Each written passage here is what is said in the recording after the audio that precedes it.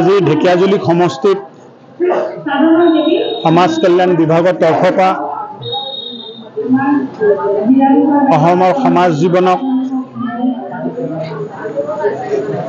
স্বাস্থ্যৱান শিশুসকলক উচ্চ মানদণ্ডৰ মানৱ সম্পদত ৰূপান্তৰিত কৰাৰ চেষ্টা কৰাৰ অঙ্গনবাড়ী কৰ্মীসকলৰ যিটো অৰিহণা তাক সন্মান জনাই স্বাস্থ্য কল্যাণ বিভাগে সমাজ কল্যাণ বিভাগে একোটি মোবাইল ফোন তেখেতসকলক প্ৰদান কৰিছে। মোৰ সমষ্টিৰ অঙ্গনবাড়ী কৰ্মীক আজি মই প্ৰদান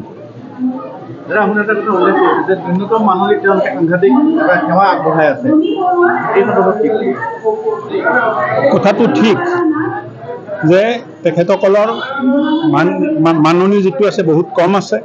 অসম চৰকাৰে সিদ্ধান্ত লৈছে যে এই মাননিটো আহা 2-3 মাহৰ ভিতৰতে তেখেতসকলৰ বৃদ্ধি হ'ব। কেবিনেটে ইতিমধ্যে সিদ্ধান্ত লৈছে।